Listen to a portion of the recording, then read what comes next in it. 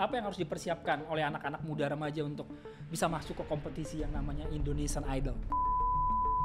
Mental apa Tama yang harus diperlukan untuk menjadi seorang idola Indonesia? Aku nggak suka. Nyanyi itu nggak perlu harus foto. Kamu tidak istimewa sama sekali. Mempersiapkan satu lagu atau dua lagu yang kalian tampilkan di Indonesian Idol itu butuh waktu berapa, seminggu latihan kah atau 2 hari latihan? Berarti lagu itu bukan kalian yang menentukan ya? Jangan pernah memilih lagu yang kamu bakal bunuh diri di situ. Itu gue dihujat, kenapa Tama sama Arik milih lagu ini? Banyak lagu, bisa nyanyi lagu ini. Tenang, kamu tidak tahu semuanya. Terus Bang Judika kayak, kenapa kamu? Kenapa kamu? Pada takut semua nih. Ada. Ini lagu bunuh diri apa pada kasih siap? Boleh ulang nggak? Ulang boleh nggak? Udah nggak boleh kan karena live ya?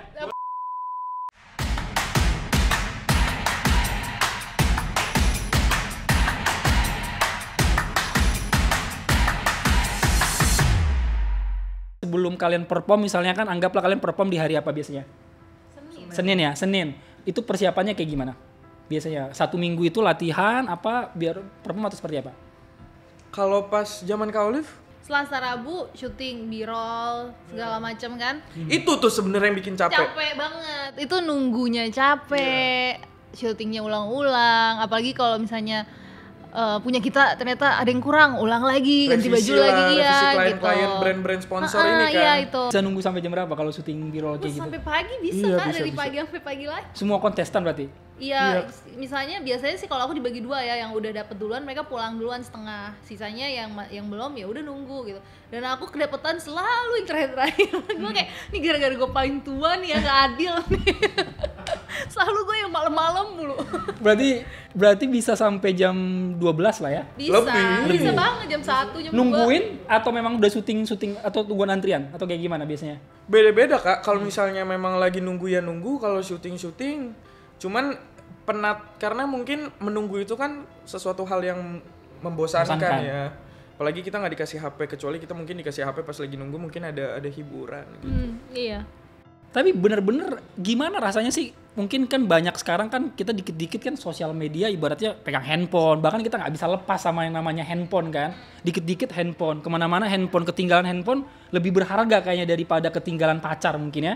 Nah gimana kalian bisa survive dengan kayak ibaratnya nggak ada handphone seperti itu kayak gitu? Ngajarin apa sih buat kalian secara pribadi? Ya mau nggak mau Kak. Gak mau ya? Sebenarnya sih tujuan mereka nggak boleh pegang handphone kita itu supaya kita nggak terlalu banyak hubungan keluar kan, maksudnya misalnya fokus, misalnya kita chatting sama pacar malah bikin mood kita jelek, atau kita ngelihat sosmed ada orang kasih negatif komen ya gitu-gitu, itu jadi ngeganggu mental kita. Jadi sebenarnya dihindari itu sih, tapi ya gimana ya, jalanin aja, mau nggak mau lagi ikut kompetisi. Sempat kayak ngerasa kayak itu nggak ketika nggak pegang handphone selama berapa hari gitu, seminggu, sempat kayak ngerasa aduh kayak gimana rasanya? Awal-awal sih iya, cuman kalau gua lama-lama malah, jadi awal minggu-minggu awal tuh setiap gua dapat handphone tuh gua kayak dapat rezeki nomplok gitu, langsung gua kayak pernah gua kayak cium-cium HP gua, sumpah ini memalukan sebenarnya. Cuman makin lama makin ke belakang gua malah pernah 2 minggu berturut-turut gua nggak ngambil handphone karena hidup gua terasa lebih lega. Gitu. Iya, sebenarnya ada juga. Lama-lama kebiasaan kan, itu faktor kebiasaan ya. Iya. Oke, berarti butuh berapa lama sih kalian mempersiapkan satu lagu atau 2 lagu yang kalian tampilkan di Indonesian Idol itu? Butuh waktu berapa, seminggu latihan kah atau 2 hari latihan sama vocal coachnya atau seperti apa sih biasanya proses yang kalian jalanin selain B-roll tadi itu? Iya, itu kan Selasa Rabu tuh biasanya syutingan. Kamis itu kalau aku vocal coach sama Mas Indra Aziz. Terus sisanya ada syuting lagi biasanya. Banyak lah syuting. Terus Jumat tuh ngapain ya? Kalau aku dulu Selasa syuting plus pemilihan lagu kan. Oh pembagian iya, lagu. pemilihan lagu ya. Rabu itu vokal direct. Rabu itu bohong band dulu. Jadi kita latihan sama Mas Oni dan teman-teman, direkam semua, baru Kamis vokal direct. Begitu musiknya kita dapat, musik yang udah jadi, baru vokal direct. Jumat Ada kelas ini juga kan, public relation ya kalau nggak salah. Iya. Ganti-gantian tuh psikologi Iya. atau enggak Ada juga tuh. public speaking. Kelas itu. Berarti untuk mempersiapkan Kayak mau Miss Indonesia gitulah, Kak. Ini Iya. gila loh. Baru Sabtu free, baru hari Minggu gladi resik ya kan? Iya, betul. Minggu GR. Karena dulu kita nggak dikasih HP, kita disuruh bawa MP3 player jadul. Jadi supaya bisa dengar. Iya, lagu kita ditransfer ke situ -1 sama yang ada suara kitanya, terus kita dengerin di situ biar kita bisa latihan. Iya. Tapi menurut kalian berdua dengan ibaratnya kan kalian tadi kan cerita nih tentang bagaimana struggle di sana. Apa sih pelajaran ketika mengikuti itu? Sekarang kan udah nggak ikut itu kan. Pelajaran apa yang menurut kalian dapatkan dari sisi yang kalian jalanin tadi? Kayak ibaratnya harus nggak pegang handphone, nggak boleh ketemu keluarga. Pokoknya kayaknya udah pulang aja kayak gitu. Secara pribadi kalian dapat pelajaran apa sih dari pembentukan seperti itu? Nothing good ever comes easy ya. Iya. Semua pasti butuh perjuangan. Iya. Bener, ya itu tadi yang dilihat orang di layar kaca kan cuman kita pas nyanyi, tapi di belakang kita perjuangan ya, prosesnya itu yang membentuk kita gitu loh. Karena ya lagi-lagi di Indonesian Idol sih aku merasa aku belajar bahwa ya lu untuk jadi seorang idol nggak cuman lu bisa nyanyi, lu punya tampang dan lain-lain, tapi proses di belakangnya itu yang buat kita di depan panggung bisa dilihat orang. Itu yang penting juga, yang membentuk kita kayak kedisiplinan kan, atur waktu, atur semuanya, kita harus jaga mood. Itu salah satu yang paling sulit adalah di saat lu lagi nggak mood, lagi capek, lagi jenuh, terus lu harus tetap nyampein lagu lo gitu di depan semua orang. Jadi ya prosesnya sih yang paling bisa dipelajarin. Dan yang nggak bisa kita bohongin kan ini show business ya, jadi pasti tujuannya adalah bagaimana apapun yang kita tunjukkan di panggung, apa yang kita nyanyikan, penampilan kita ini menjual gitu. Nah sebenarnya yang sering bikin mood berantakan itu adalah saat kita udah punya idealisme, tapi idealisme ini harus kita korbankan in a way untuk make the show sells gitu. Misalnya dari baju yang kita pakai, dari lagu yang kita nyanyiin, dari improvisasi kita, dari aransemen. Karena mungkin banyak teman-teman yang nggak tahu adalah itu semua maksudnya kita nggak punya 100% otoritas untuk mengatur itu. Karena ini teamwork. Ada music department, ada stylist, ada home band, ada vocal director, ada vocal coach. Semuanya itu mereka sudah oke, kita mau bawa Olive nih ke arah sini. Berarti lagu-lagu yang dia nyanyiin kayak gini, aransemennya kayak gini, tapi belum tentu itu sesuai dengan idealisme Olive saat belum ikut Idol. Nah sebenarnya menurut gue tantangan terbesar seorang kontestan Idol adalah untuk belajar gimana caranya nemuin titik tengah itu. Karena gak bisa kita pungkiri mereka adalah orang-orang yang udah lama kerja di showbiz. Mereka pasti akan lebih tahu dari kita. Cuman kita juga harus belajar gimana cara mengkomunikasikan gini loh kak, gue pengennya kayak gini tanpa harus menyakiti perasaan mereka. Karena kita akan ketemu mereka lagi sampai nanti. Karena orangnya itu lagi. Berarti lagu itu bukan kalian yang menentukan ya? Bukan Bukan kita ya? ngasih pilihan, tapi terkadang pilihan kita itu pun nggak dimasukin. Iya. Kalau saya selalu gue nggak pernah dapat lagu yang gue pilih kak. Di list gue 12 nggak ada. Jangan pernah memilih lagu yang kamu bakal bunuh diri di situ. Makanya jadi itu kan salah satu yang kayak kita nggak bawain lagu yang kita pengen. Mungkin secara wardrobe kita juga kurang nyaman, tapi gimana caranya kita bisa terlihat nyaman gitu loh. Pernah nggak kalian bawain lagu yang sama sekali kalian kayaknya nggak tahu, baru dengar lagu itu kayak ini lagu yang lagi trending nih, kalian hafalin kayak gitu? Gue yakin semua orang pasti pernah ada di posisi itu sih. Cuman karena gue ini jadi tantangan pas angkatan gue ini kita harus memilih lagu yang ada di top 100 atau top 50. Dan waktu itu kan pas zaman aku TikTok nih udah lagi gencer-gencernya nih. Jadi kita nyanyiin lagu yang lagi trending di YouTube atau TikTok. Sementara kita nggak pegang HP. Jadi kita hanya punya satu hari Sabtu ini untuk apa nih yang lagi happening, terus dengerin full yang mana yang cocok sama gue, yang mana yang gue suka ya. Dan dengerin lagu itu kan nggak bisa sekali doang ya. Dan siapa tahu misalnya gue sama Kak Olive style nyanyinya sama, udah ada di list dia nih. Ya udah siapa yang dapat nih? Tiba-tiba gue dapat lagu yang sebenarnya nggak cocok banget lagi sama gue gitu. Gue pernah dapat lagu Terpesona.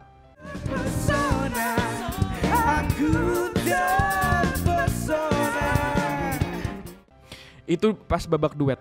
Jadi ini 6 orang, 2 cewek, Anggi Rimar nyanyi Cinta Tegarkan Hatiku.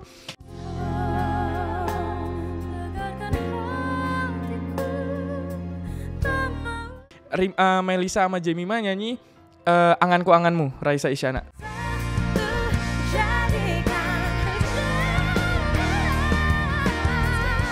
Tiba-tiba gue sama Arik nyanyi Terpesona yang liriknya cuma satu itu, Terpesona, lagu tentara.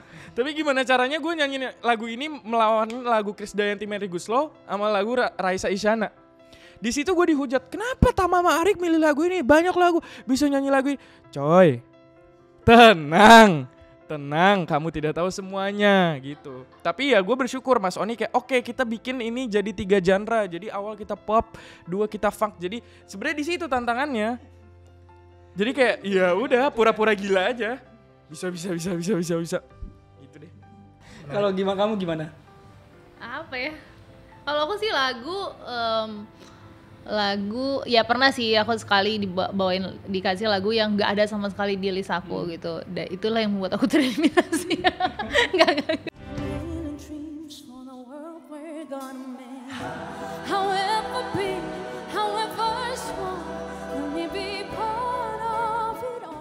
Ya tapi emang iya gitu. Curahkan semuanya di sini Kak Olive. Enggak. Cuman ya benar sih kayak kata Mark gitu, kayak kadang kita pengennya lagu ini kita udah mikirin nanti gue fanboy ini gini ya gini. Tapi ternyata Udah mikirin improv. Iya nggak sih. Terus habis itu ternyata lagunya yang lain, atau mungkin kadang dari aransemen vokal pun bisa, kayak misalnya kita disuruh improvnya kayak gini aja di sini gitu, tapi ternyata pas kita tampilin orang nggak suka gitu. Padahal tapi kata vokal direkturnya ini bagus kok, kenapa orang nggak suka ya, gue jadi bingung nih yang mana yang bener gitu. Jadi ya emang pintar-pintar kita aja sih, maksudnya ya emang harus besar hati juga lah, nggak semua orang bakalan suka sama kita juga gitu, tapi yang penting kita tampilin yang terbaik gitu. Dan harus ya memang jadi seorang ya bisa dibilang public figure ya harus siap menerima segala masukan gitu. Ya kita ambil aja apa yang baik, apa yang mungkin bisa membangun dan yang bisa bikin kita makin maju aja sih gitu. Berarti kalau ibaratnya lagu nggak hafal sama sekali itu benar-benar bisa kayak untuk ngapalin nggak bisa tidur ya kayak gitu ya? Atau beruntungnya gitu udah ada teknologi bernama prompter waktu itu. Kau pakai prompter kan? Iya, cuman kekurangan gue adalah gue tuh minus. Gue minus, terus waktu itu sempet minus gue ternyata naik secara gue nggak sadar, tapi Softlands yang gue bawa ke karantina itu minus yang lama. Jadi selama 2 minggu sebelum gue bisa beli, gue harus agak berusaha. Jadi mau nggak mau gue harus hafalin. Dan gue tuh orangnya bahkan lagu gue sendiri aja tuh, gue bukan nggak hafal tapi gue suka lupa. Kebalik-balik nggak sih? Iya, terus gue tuh kayaknya ada pikun dini gitu deh. Jadi kayak lagu yang tadinya gue udah hafal, nanti event selanjutnya misalnya gue harus nyanyi lagu itu lagi, gue lupa, gue harus ngafalin lagi gitu sih susahnya. kalau kamu gimana? Sempat nggak tidur gak sih untuk kayak ngituin satu lagu, gimana caranya lagu ini biar bisa tersampaikan di panggung spektakuler gitu? Karena kan panggung spektakuler itu kan pembuktian kan, kalian dilihat naik gitu kan. Karena dengar kan kayak Lyodra kemarin pernah cerita kan, sampai kayak udah Pak pulangin aja lah kayak gitu, udah kayaknya capek banget gitu. Pernah nggak kayak ngerasa kayak mentalnya kayak aduh besok gue bawain lagu ini nggak bisa tidur lagi, kebayang lagi, kepikir lagi kayak gitu? Iya sih pernah. Kayak kalau aku malah gini, pernah udah rencanain, oke, nanti gue mau bawain lagu ini kayak gini. Pas lagi eksekusi kok jadi lupa semua gitu ya. Kenapa gue nyanyi gitu ya? Perasaan setiap latihan aku ngerasa kayak nah ini bagus nih gitu kan. Pas lagi perform kesel banget kenapa jadi jelek ya. Ya apa ya? Gimana ya bilangnya? Gak Apapun yang terjadi di panggung itu kayak udah anything can happen gitu ya. Iya, maksudnya kita udah hafalin tuh setengah mati pun kadang pas di panggung karena ada rasa-rasa nervous lah, juri ngeliatin lah dan lain-lain. Apalagi pas zaman eliminasi 2 tuh yang sebaris-sebaris ya. Wah itu lumayan membangun karakter kuat ya itu ya. Kayak temen lu di samping lu nyanyi terus habis itu lu gitu kan kayak yang lagu sama kan Kak? Iya lagu sama. Itu bener-bener itu salah satu yang itu yang gue ngeblank.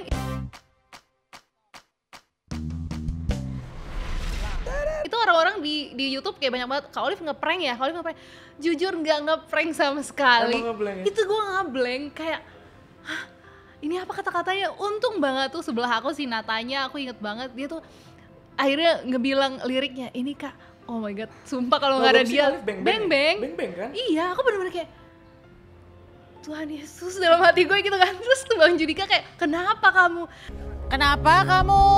Pada takut semua nih. Ini lagu bunuh diri apa pada kasih siap? boleh ulang nggak? Udah nggak boleh kan karena live ya? Boleh, untungnya boleh. Oh.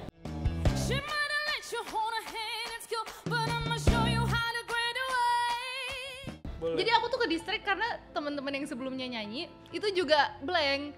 Padahal aku Wow, iya jadi sindrom. bener ke bawah gitu. Kenapa gue jadi terus sebelum aku nyanyi malah juri-juri segini, udah siap ya Olivia? Siap, aku bilang gitu. Itu udah auto. Itu auto bukan beneran sih ya. Pas musik masuk, Ding ding ding. bener-bener aduh. Oke, kalau misalnya ini kan idol juga lagi rame kan. Kalau misalnya kalian misalnya ini ya, anggaplah ya kalau misalnya balik lagi. Gak mau, Kak. Enggak maksudnya yang kalian perbaiki menurut kalian apa? Kalau ibaratnya dari semua performan yang kalian lakukan, kalau misalnya bisa di sweet sense, apa sih sebenarnya kalian harus perbaiki ketika mau masuk ke kompetisi kayak gini? Ya, intinya apa yang harus dipersiapkan lah ketika orang mau masuk ke kompetisi seperti ini menurut kalian berdua? Kan banyak lah ya orang-orang punya Terdiam. kan banyak orang punya mimpi kan, gue mau jadi Indonesian Idol gitu kan, tapi mereka nggak tahu apa yang harus. Tadi udah ngebagi apa yang harus dipersiapkan oleh anak-anak muda remaja untuk bisa masuk ke kompetisi yang namanya Indonesian Idol. Menurut gue Indonesian Idol is not just a singing competition, itu kompetisi mental, kompetisi kompetisi mental. Jadi bukan hanya suara, karena kalau hanya suara udah ada kompetisinya, The Voice. Tapi kalau idol menurut gue, kenapa orang bilang idol ini acara paling bergengsi di Indonesia adalah karena memang pressure-nya lebih besar, tapi menghasilkan hasil yang nanti buahnya akan lebih manis nih kalau kita melakukannya dengan tekun. Tapi gue percaya semua kompetisi, mau The Voice, mau Idola Cilik, mau Indonesia Mencari Bakat, name it, semuanya punya struggle-nya masing-masing. Yang paling penting kita catat adalah saat kita masuk, kita harus rela apapun yang kita akan hadapi, ya udah kita komit. Saat kita nggak komit, lebih baik kita keluar aja menurut gue. Jangan lakukan setengah hati, karena kita nggak tahu bahwa beribu-ribu orang lain pengen ada di posisi kita sekarang. Jadi learn how to respect the position that you're in, opportunity yang kita udah dapet, respect itu, respect orang yang udah kerja buat kita. Karena misalnya gue sama Kak Olive tampil di belakang itu kan kameramen yang harus pas lirik ini kayaknya kita bagus dari angle ini, terus beatnya ganti kayak gini, jadi nanti cut to cut dari sini ke sini. Maksud gue kita nggak mikirin itu, all we have to do is remember the lyrics, pakai bajunya, nyanyi. Tapi di belakang itu lightingnya gimana, grafisnya gimana, licensing lagunya, karena kan kita nyanyiin lagu orang dan itu ditayangin di TV, ngizin legalnya gimana. Jadi maksud gue respect orang-orang yang udah kerja untuk kita, karena ini teamwork, paham gak sih? Jadi menurut gue unfair kalau kita melakukannya setengah hati, karena orang lain tidak melakukannya setengah hati untuk kita tampil bagus. Masa kita sendiri setengah hati gitu sih. Kalau dari Olive apa? Kalau misalnya kan banyak orang juga pengen sama kayak kalian kan berada di sana kan.